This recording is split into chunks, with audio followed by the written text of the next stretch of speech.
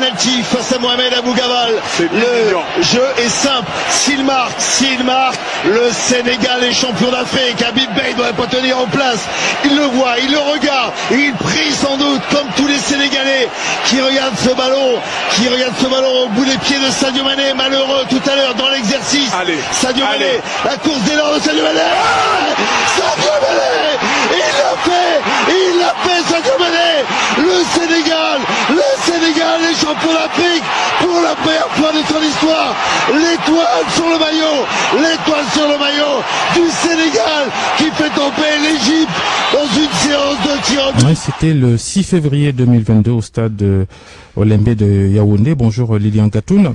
Bonjour. Est-ce que vous avez des frissons quand vous réécoutez ce commentaire, cette partie de votre commentaire de cette finale de la CAN 2022?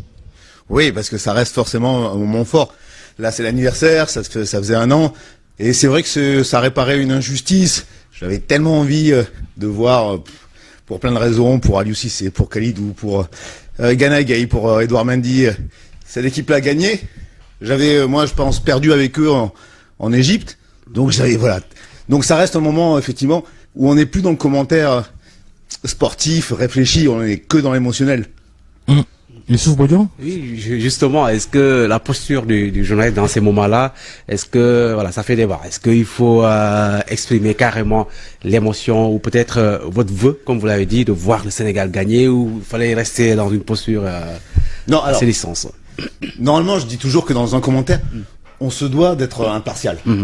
Là, les faits ont donné que, voilà, bon, j'avais vu l'Égypte, effectivement, refuser de jouer au foot contre les Ivoiriens, contre les Marocains, contre les Camerounais.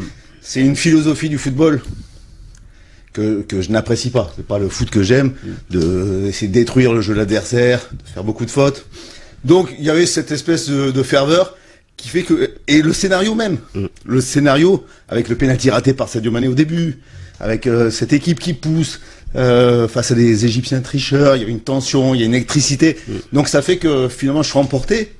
Et puis dans un média, voilà, on a cette partie à un moment où c'est plus du journalisme, finalement c'était de l'émotionnel. C'est ce qu'on retient d'un grand commentaire de match, finalement. C'est l'émotion qu'on a ressentie, la colère, la joie, la tristesse. C'est ça qu'on retient pas, finalement, les informations qui sont données. Georges?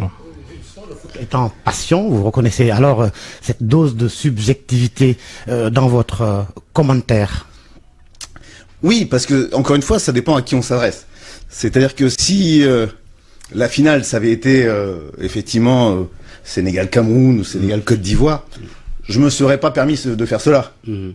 Là, en l'occurrence, c'est Sénégal-Égypte, donc je savais très bien que mes auditeurs, quand on s'adresse effectivement à tant de personnes, qu'on les touche, il faut savoir à qui on s'adresse. Donc là, en l'occurrence, je savais qu'il y avait le peuple sénégalais qui était derrière la télé. Voilà, j'en suis proche. Ce sont de toute façon, depuis vous êtes devenu le chouchou des Sénégalais côté commentateur français. En revanche, vous étiez avec Patrick Mboma, très critiqué par les fans de foot et les fans des Lions. Patrick Mboma, est-ce que franchement, il est anti-Sénégal? Une question vraiment triviale. Non, pas du tout. Non, pas du tout. Alors voilà, ça c'est des petites rivalités avec le Cameroun. Je pense que vous avez pas digéré la finale de 2002, je crois. Non, c'est des petites rivalités. Non, si vous l'écoutez dans le commentaire, je pense qu'il est plutôt, effectivement, il s'embarque avec moi. Il est plutôt, effectivement, à soutenir avec l'envie que le Sénégal soulève la coupe. Les Lions du Sénégal, depuis cette victoire historique en finale de la CAN 2022, ils se portent pas forcément bien. Sadio Mané qui change de club, arrivé au Bayern, blessé, forfait pour la Coupe du Monde. La situation d'Edouard Mendy et de Kalidou Koulibaly à Chelsea, on peut donner d'autres exemples. Votre analyse de ces Lions, champions d'Afrique et qui en club connaissent des fortunes diverses et pas les meilleures. Bon, alors par chance, on est dans une année où il n'y a pas de compétition. La CAN ayant été repoussée de quelques mois, ça va leur laisser l'idée de se relancer. Je pense que ça n'enlève pas le talent. Est-ce qu'à Chelsea, ça se comprend que Graham Potter, qui remplace Thomas Tuchel, il arrive, enlève presque Edouard Mendy. Bon, problème administratif et de contrat peut-être avec le club en toile de fond. Mais Kalidou Koulibaly, quand même qui a été désigné meilleur défenseur au monde il y a quelques petites années, relégué sur le banc de touche. Ce sont des choix d'entraîneur. Le changement d'entraîneur, il a été fatal. Je pense que c'est un changement de système avec Graham Potter qui a voulu repasser à une défense à 3. C'est pas le meilleur système pour Kalidou. Moi, je reste convaincu que effectivement, c'est pas une erreur de casting. Il a pris un risque en quittant le Napoli où c'était un cadre, une légende. Il va à Chelsea. Et Chelsea, c'est quand même une équipe où il y a 42 pros avec que des joueurs de grands talents. Graham Potter doit faire des choix et malheureusement, effectivement, ça colle pas en ce moment pour Kalidou, mais ça n'enlève rien au fait que moi, je suis intimement convaincu que voilà, c'est un garçon qui a le mental, qui a les qualités pour s'imposer dans n'importe quel club européen. Justement, en 2022, le Sénégal a joué avec pratiquement des remplaçants en club et a remporté la CAN. Est-ce que vous pensez que c'est un coup de chance ou peut-être il y a une logique des joueurs qui ont été un peu plus frais, qui n'ont pas été utilisés en championnat? Comment on peut expliquer cela? Est-ce que ce sont des choses qui peuvent encore arriver? Alors, déjà, il faut faire le distinguo. C'est vrai que on est dans une génération maintenant où les gens ont envie d'empiler les meilleurs joueurs du monde. Alors, quand on empile les meilleurs joueurs du monde, ça fait une bonne équipe de stars. Ça marche sur les consoles de jeu. Ça fait pas une équipe, ça fait pas un collectif. Effectivement. Et donc, je pense que voilà, on a pu le voir avec le Paris Saint-Germain. Il suffit pas de mettre beaucoup d'argent, d'empiler des stars pour avoir effectivement une équipe qui tourne bien avec un collectif huilé. Donc du coup, je pense qu'effectivement Chelsea fait cette erreur-là aussi, d'empiler des noms. Ça veut dire qu'il y a plein de joueurs comme le petit prodige Mikhailo Mudryk qui va jouer peu ou très peu. Joao Félix ne jouera pas. Enfin, il y a quand même beaucoup de joueurs de grand talent à Chelsea qui ne joueront pas, quasiment pas de l'année ou alors la Carabao Cup. Donc voilà, c'est pas ça qui fait un collectif. Je pense que au contraire, Aliou Cissé a su effectivement voir des joueurs qui sont complémentaires, a su trouver ces associations. Alors ça dépend pas forcément de leur statut en club, il n'est pas allé regarder ça, à part pour Sadio Mané qui évidemment est hors norme. Il est allé chercher justement des joueurs qui s'intégraient à son système, qui pouvaient apporter beaucoup. Moi je pense que cette équipe-là, et je connais très bien Aliou Cissé, je sais que c'est un garçon qui est engagé, qui a un vrai projet de jeu, qui est un gros travailleur, qui a vraiment pour le coup une idée, c'est un vrai leader. Donc moi j'ai absolument confiance en lui. Il faut quand même pas rester sur la déception de la Coupe du Monde. La Coupe du Monde, c'était quelque chose de très compliqué. Le Sénégal a joué quand même sans Sadio Mané, et je pense que n'importe quelle équipe à la Coupe du Monde aurait été diminuée de jouer sans un joueur comme Sadio. Et en plus, avec pas de vrai avant-centre capable de marquer les buts. Voilà, si les occasions elles avaient été concrétisées, c'est ce qui manque dans beaucoup d'équipes. Les Espagnols n'avaient pas d'avant-centre, c'est sorti aussi très vite. Malheureusement, quand il n'y a pas de joueur qui marque les buts, c'est très compliqué, et on l'a vu dans cette Coupe du Monde, le niveau s'élève. Donc moi je suis assez confiant honnêtement sur le projet. Je crois que Aliou Cissé peut aller effectivement construire une équipe. En Côte d'Ivoire, ça va forcément être compliqué pour la prochaine CAN. Comme disait Pep Guardiola, le plus dur dans le football, c'est pas de gagner, mais c'est de regagner. Effectivement. Donc voilà. Mais en tout cas, le Sénégal, forcément, fera partie des favoris pour la prochaine CAN. Le Sénégal finaliste de la CAN de 2019, des remplaçants en club alignés en équipe nationale, des cas de Covid qui ont été constatés au début de la compétition. Est-ce que vous avez été surpris par ce sacre du Sénégal? En 2022. À la CAN. Voilà, pas en 2019 du coup. 2019 c'était la finale perdue. Surpris, oui non, parce que c'est une équipe qui est montée en régime. Effectivement, à un moment j'étais très inquiet lors de la phase de poule. Mais encore une fois, vous voyez, c'est ça quand même, le football est assez futile.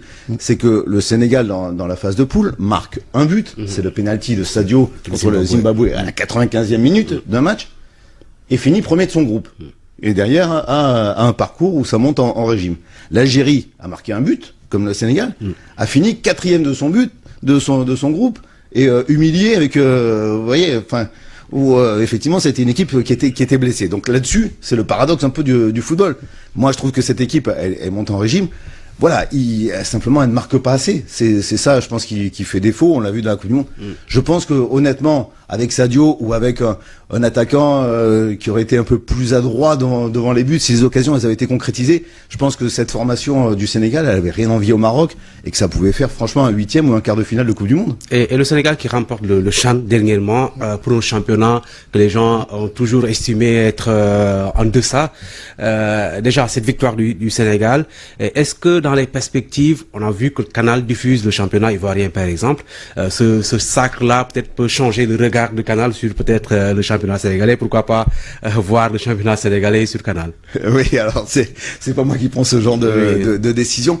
Non, je pense que les victoires au CHAN, en tout cas, ça couronne le travail que fait le Sénégal depuis des années. Et moi je le dis, voilà, tous les dirigeants que je peux croiser, le Sénégal a misé sur ce qui est pour moi la mine d'or de l'Afrique, c'est la jeunesse et le talent. Et en fait, avec des centres de formation structurés, on voit qu'il y a énormément de joueurs. Et justement, j'ai hâte moi de voir le petit Camara du côté du FC Metz. Voilà, j'ai envie. Lamine Camara. Exactement, j'ai envie de le voir cartonner. Donc j'attends de voir ça. Et donc je pense que effectivement, c'est ce travail-là qui paye. Alors c'est sûr que c'est un travail qui prend longtemps parce que je veux dire, on mise sur la jeunesse, on forme des jeunes. Donc on le voit effectivement dans le champ. Ensuite, ça profite à tout le monde. Tout le monde évidemment ne partira pas forcément dans les grands championnats ou dans les grands clubs, mais voilà, ça ruisselle. Et même ceux qui ne sont pas assez bons pour aller effectivement en Europe, eh ben vont quand même relever le niveau. Donc je pense que la victoire dans le CHAN, c'est une sorte de forme logique. Et j'espère que oui, le championnat pourra encore une fois être un peu plus structuré, que Canal pourra accompagner cela. Et d'ailleurs, les projets qui sont là, notamment Canal sera sans doute le diffuseur de la Super League africaine. Je pense que voilà, ça peut effectivement être une émulation et amener certains clubs à encore plus se professionnaliser avec cette nouvelle compétition. Ouais. Vous êtes à Dakar depuis 48 heures dans le cadre de ce que votre chaîne appelle sa Digital Factory. En une minute, expliquez-nous de quoi il s'agit. Eh ben c'est la volonté, encore une fois, de Canal d'être un acteur majeur du divertissement en Afrique. Et pas seulement de diffuser effectivement les programmes. Alors, on est vraiment axé beaucoup sur le sport, mais vous voyez que depuis quelques années, on a lancé ça, une production, être un acteur de la télévision, du divertissement africain. Avec beaucoup de séries qui sont tournées. On a monté des studios comme ça du côté d'Abidjan. Il y a des séries comme le futur est à nous ou encore Au Batanga qui vont sortir, qui sont des productions effectivement pour le coup 100% africaines qui sont diffusées sur nos antennes. La Digital Factory, c'est un autre aspect. Dakar a été choisi. Ils ont hésité entre plusieurs capitales pour son dynamisme économique, pour la formation des gens, pour les influenceurs.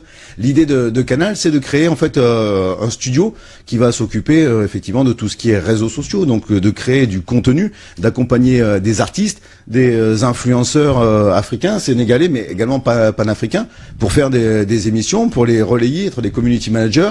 On va également lancer une nouvelle ère et je pense que honnêtement, ça va révolutionner la vie des gens. Je vous le dis sincèrement, avec tout ce qui est l'appli MyCanal ou encore les décodeurs connectés. C'est-à-dire que maintenant, on peut revenir, vous arrivez chez vous, vous êtes en retard parce qu'il y a des embouteillages sur la corniche. Vous pouvez reprendre le match dès la première minute, juste en appuyant sur un bouton.